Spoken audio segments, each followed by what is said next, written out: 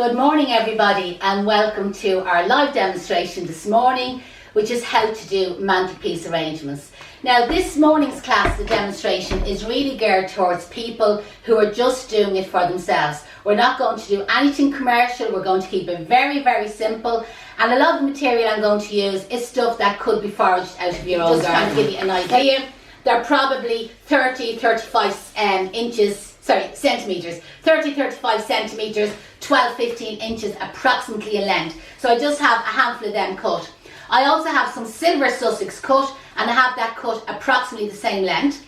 I also have some wild chunks of ivy. I also have trails of ivy, and I'm also going to use, sorry for coming very close to you there, I'm going to use some twigs, you know, just kind of like natural birch twigs. So as I explained earlier on, I have my trays, I have 3 blocks in both trays, and I have a double block here and a double block here. And what I've just done there was get an extra bit of height. You see coming up there twigs in their full length, just to get an extra bit of height. And then kind of in between them there, I've just added some tall stems of eucalyptus, a little bit of silver Sussex, and a couple of trays of ivy. And just on either side of it, I'm just adding in a few small pieces just to make it a little bit kind of fancier. Everything's coming up straight there.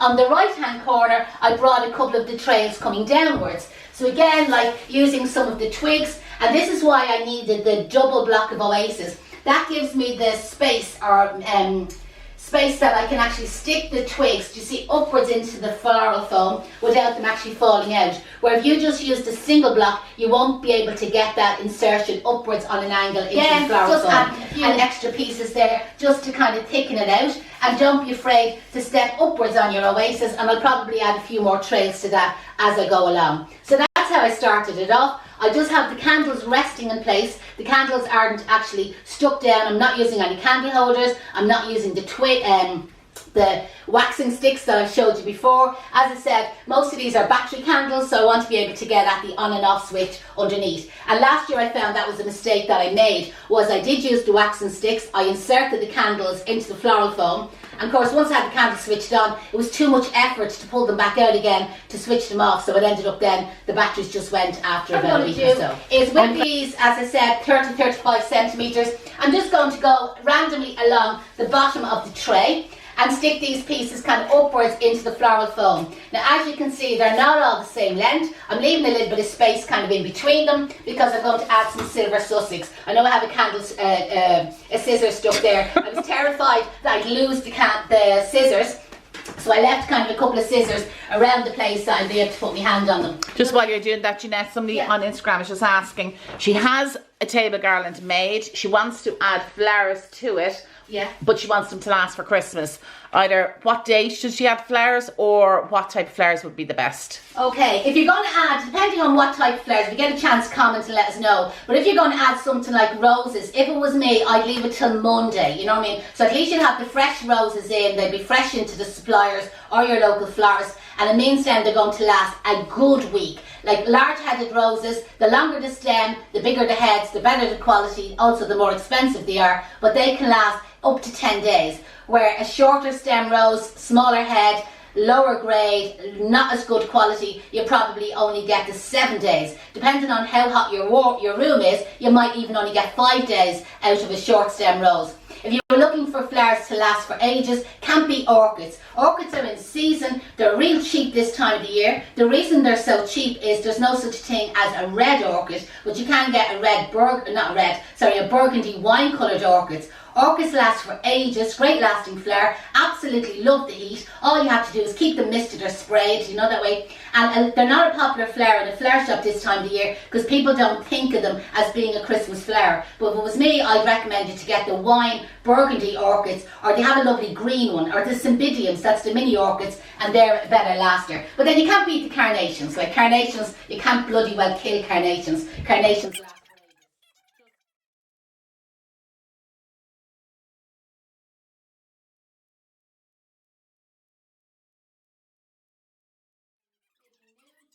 There today, like check out the Flowery Fun group. The Flowery Fun group is a group that we have set up on Facebook. It's definitely suitable for the person who's just doing flowers for themselves. Have to say everybody is absolutely brilliant that's involved in the Flurry Fun group, and they're really encouraging and helpful to each other. What I'm just doing here is I'm adding a few little pieces kind of like near the back. I'm not going to cover in the back completely because nobody's going to see it. And it'd be different if you were making this in your flower shop and then you were sending it out to a customer. You'd have to make sure the back is covered. So I'm really only just kind of covering the back part that is actually going to show. It's just with some shorter stems. You can see there I'm just kind of like sticking it into the floral foam, just kind of like slightly angled, basically sticking out here, you know, this sort of an angle. Now I know in case anybody's watching and they're panicking about the candles going on fire, they're battery candles, you know the way, so there's no problem with the candles going on fire. And I definitely wouldn't recommend anybody to use real candles on a display like this. Be absolutely too dangerous.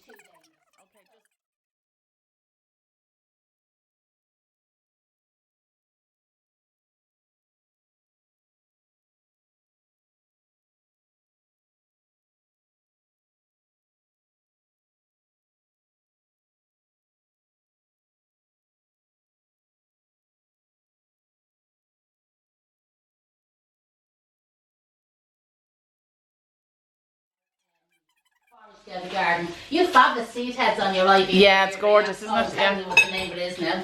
Giving away the answers. So really all I'm doing is just kind of like filling in. As you can see, I went along the bottom, and now anywhere that I can kind of see a bit of foam, I'm kind of stabbing pieces of greenery in. Chunky pieces of greenery. These are great ones with the seed heads. In case anybody was panicked at the beginning about the space between the two trays, you know the way there was a little bit of space there, you can see it's well camouflaged in. And if you were limited with floral foam, like you could leave a slightly larger space, and the thing is just stick the foliage in and covers it all up. It's great for covering a multitude. I haven't mentioned this one already, so I'm going to tell you now. But this is just a bit of the ceanothus that Deirdre had kind of grown at home. And again, it's a great filler, and it's not a bad lasting foliage. So this is only a gas fire, it's not a real fire, so it doesn't give out a lot of heat. But my house just be pretty warm. Deirdre doesn't really have a heart attack when she comes to my house. Like, because I don't mind the cold and work. I can work away in the cold and work. But when I'm at home, I like a little bit of comfort. Do you know what? Nothing else in it. It absolutely looks gorgeous. You know, I was going to keep this kind of fairly simple. I wasn't going to, I'm not going to put any flowers into it. I have cones, I have some orange slices. But what I also have is the ilex berry. That's this stuff here, right? So I bought this in as short stems. Now I was in Grafton Street, when were we in Grafton Street? Yesterday, the day before. And the dealers on Grafton Street literally have it that height. I didn't price it, presuming it's reasonably enough priced. You know that way. The tall one is great if you want to put it in a vase or maybe a tall flower arrangement. Lasts for ages, but if you're going to be cutting it up, you'll find you'll have an awful lot of wastage. So buy the smaller stem if you're going to be cutting it up. So that's what I'm going to be doing with this one. It's just kind of cutting it up into smaller kind of chunks, just to give us a little bit of berry. Do you know that way? Kind of throughout this arrangement.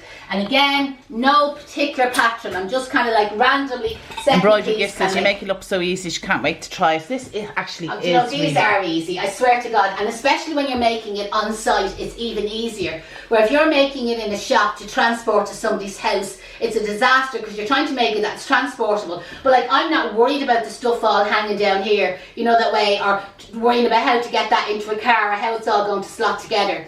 And really the secret is don't skimp on the floral foam. The secret is to use the amount, like whatever distance or whatever length your mantelpiece is, use that amount of blocks of foam. So if it takes 10 blocks, it takes 8 blocks, use it, don't kind of skimp.